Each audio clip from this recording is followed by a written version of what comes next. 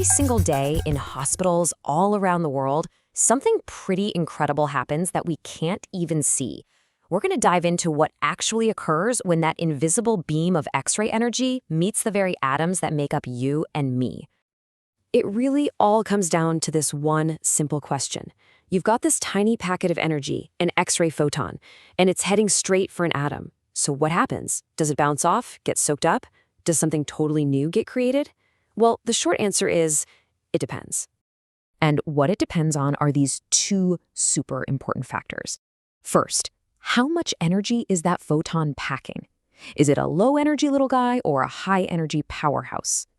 And second, what kind of atom is it hitting? We call this its atomic number, or Z. Is it a lightweight atom in our soft tissue or a heavy one like the calcium in our bones? These two things really dictate the entire story.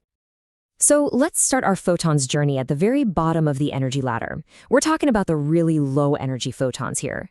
The ones that have just enough juice to say hello, but not enough to really cause a scene.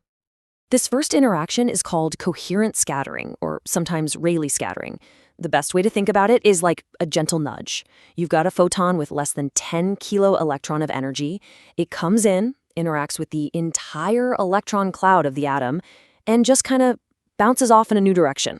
No energy lost, no electrons get knocked out. It's a clean, simple interaction. The main point here is that nothing fundamentally changes. The photon comes in, makes the atom's electrons wiggle for a split second, and then it's sent on its way with all its original energy, just heading in a new direction. It's kind of like a wave hitting a piling in the water. A little ripple spreads out, but the piling is totally fine. So you might be wondering, why does this matter in a real clinic? Well, for the most part, it's not a huge player. It can add a little bit to what we call image fog, that hazy grayness that can wash out details. Is really only a factor in low-energy procedures like mammography, where we're using a much softer X-ray beam on purpose. Okay, now things get really interesting. This is the photoelectric effect. If coherent scattering was just a gentle nudge, this one is a full-on critical capture. Here the photon doesn't bounce off. It gets completely and totally absorbed by one of the atom's deep inner shell electrons. Let's walk through this, because it's cool. The photon comes in with just the right energy, and bam, it slams all of that energy into an electron in one of the innermost shells, knocking it clean out of the atom. Now the atom is ionized. To fix this, an electron from a higher shell drops down to fill that new empty spot, and when it does, it lets out a little burst of energy. This whole absorption event, this is the secret sauce for making a great medical image. And this is why it's so incredibly important. The chance of this happening depends heavily on that atomic number, Z. Bone is full of calcium, which is a high Z, so it gobbles up photons through this effect. Soft tissue, it has a low Z, so way fewer photons get absorbed. And the result? Bone looks white on an X-ray because those photons never made it to the detector. Soft tissues look gray. This effect is truly the hero of image contrast. All right, as we climb up that energy ladder, we get to the most common interaction that happens inside the human body. And this one, well, this one's the main troublemaker when we're trying to get a clear picture. Let's talk about the Compton effect. So if the photoelectric effect was that clean capture, Compton scattering is more like an unruly ricochet. Here, our incoming photon hits a loosely attached outer shell electron. I want you to picture a game of pool. The cue ball, that's our photon, hits another ball. It transfers some of its energy, and both of them go careening off in new directions. So the photon doesn't get absorbed. It just smacks into an outer electron, kicks it out of orbit, but the photon itself keeps on going, just with a little less energy and on a totally new path. And that scattered photon, it's now a rogue agent inside our image. And here's why that rogue photon is such a headache. It is the #1 cause of that image fog we talked about. It flies off in some random direction and might still hit our detector, but since it didn't travel in a straight line, it's not carrying any useful information. It just adds a layer of gray noise, destroying our image contrast. On top of that, it's a huge source of radiation dose to the doctors and techs in the room.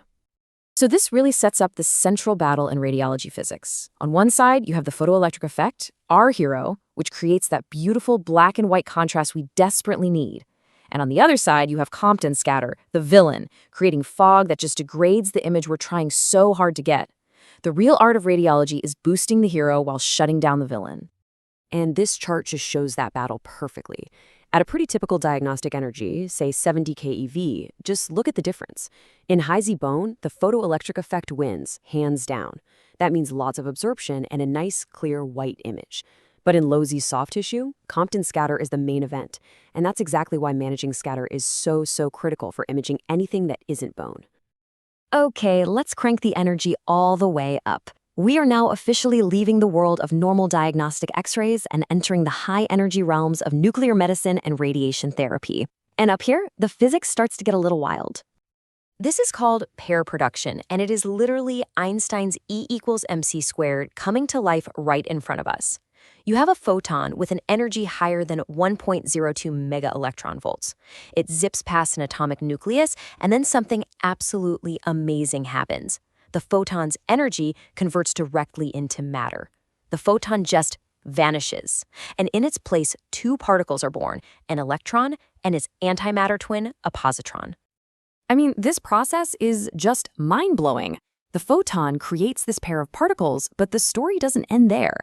That new positron doesn't get very far before it finds a regular old electron. And when matter meets antimatter, they annihilate each other, converting their mass right back into energy, specifically in the form of two new photons that fly off in opposite directions. Now, this doesn't happen in your standard chest X-ray, but this is the fundamental physics that makes PET scans possible. In a PET scan, the machine is actually looking for those two annihilation photons to pinpoint metabolic activity deep inside the body. It's an unbelievably powerful tool in cancer care, all thanks to this crazy conversion of energy into matter. And that brings us to the final and most powerful interaction of all, photodisintegration. At these extreme energies, we're talking over 10 MeV. A photon has so much force, it can blow right past all the electrons and slam directly into the atomic nucleus itself. You can think of it as a nuclear pop. The process here is brute force. A super high-energy photon gets absorbed by the nucleus becomes unstable, and it immediately spits out a piece of itself, like a neutron or a proton, to calm back down. We are literally chipping pieces off the nucleus. This is an interaction that you'll only see in radiation therapy, where they use massive linear accelerators to treat cancer. And while it's part of delivering that powerful therapeutic dose, it also creates a radiation safety issue, because those ejected neutrons become a secondary source of radiation for both the patient and the staff.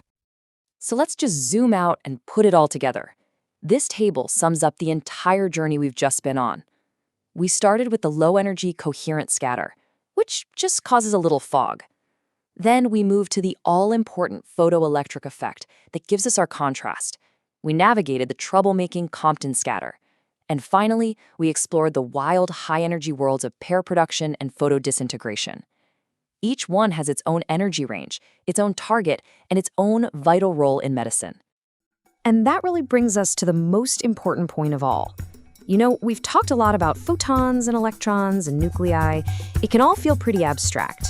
But it is so critical to remember that understanding this invisible world of tiny interactions is what allows us to create images that find disease, that guide treatments, and at the end of the day, that save lives. The physics is the foundation of the medicine.